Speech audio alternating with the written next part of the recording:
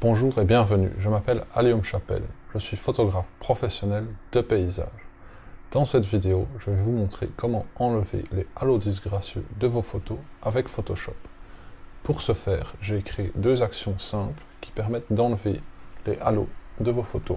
Alors un halo, qu'est-ce que c'est? C'est ces espèces de petites lignes blanches qui apparaissent en bordure de vos photos. On a des halos clairs ici, on a aussi des halos foncés, comme ici. J'ai créé deux actions différentes pour les enlever facilement. Vous pouvez télécharger ces actions sur le lien qui s'affiche maintenant à l'écran. Alors on va commencer par utiliser l'action pour enlever les halos clairs, comme ici, on en voit ici aussi. Ici, dans ce cas-ci, c'est dû au blending de différentes expositions qui n'a pas été fait tout à fait correctement. Donc, pour ce faire, on clique sur l'action halo clair. Il y a une petite boîte de dialogue qui va s'ouvrir, qui nous permet de choisir le rayon du flou. Et en fait, pour ça, on doit regarder le halo, on part de 0 et on se déplace progressivement en augmentant le rayon jusqu'à ce que on ne voit plus de halo à l'écran. Voilà, comme ceci. On va peut-être le faire un peu plus fort. On valide et l'action se termine. Bon, pour le moment, ça n'a rien fait, simplement parce qu'il y a un masque noir. Et le masque noir cache tout ce qui a été fait sur ce calque. Pour le rendre visible, il faut prendre le pinceau, choisir une couleur blanche. J'utilise une opacité et un flux à 100%. Et maintenant, il suffit de venir peindre sur les zones où on va faire disparaître ce halo, en sélectionnant bien le masque de fusion. Et donc on vient peindre, et on voit que le halo disparaît assez simplement. Voilà, comme ceci. Je ne vais pas faire toute la photo, c'est juste pour vous montrer que l'action fonctionne et que c'est très simple à utiliser. Vous pourrez regarder la zone ici par exemple, on n'a qu'à venir peindre, et ça fait disparaître le halo.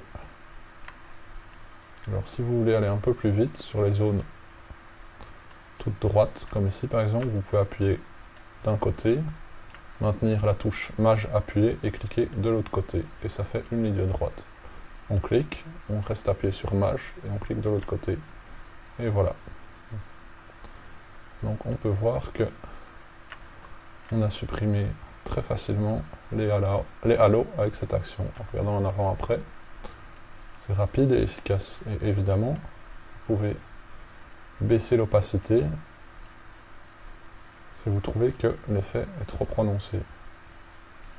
Ici, ça pourrait être un peu plus bas.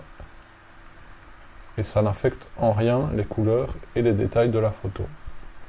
Alors maintenant, je vais vous montrer le problème quand c'est des halos foncés sur des zones claires. Donc dans ce cas-ci, on utilise l'action halo foncé.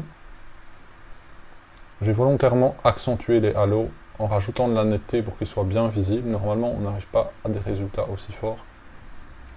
Donc toujours, ça crée l'action, et puis il n'y a plus qu'à venir peindre sur la zone. Donc, comme c'est du ciel ici, je peux me permettre de peindre de manière pas très précise. Voilà, comme ceci. Juste éviter de venir peindre sur les zones sombres, parce que vous voyez, ça fait des effets un peu bizarres. Donc là, il faut être plus précis. Voilà. Par exemple, sur le haut du ciel, ici, où les halos sont forts, on peut venir y aller. On peut y aller sans être très précis. Voilà. Et ici, on voit de nouveau le même problème. Et c'est des halos qui ne sont pas forcément ennuyants si vous postez la photo sur Facebook, mais si vous l'imprimez en grand, ils vont être très très visibles, et c'est assez moche. J'en ai fait l'expérience récemment. Donc on peut regarder un avant-après, on voit qu'on les a complètement supprimés, et de nouveau on peut gérer sur l'opacité pour changer l'intensité de l'effet. Voilà, un avant-après. Donc pour ça, il suffit de télécharger les actions sur mon site. Alors si vous avez apprécié cette vidéo, n'hésitez pas à me soutenir sur Tipeee en me faisant un don. Et n'oubliez pas que pour la vidéo de la semaine prochaine, vous pouvez m'envoyer vos fichiers RAW et je vous montrerai comment les retoucher dans Lightroom. Mon adresse mail se trouve dans la description de la vidéo. À la semaine prochaine.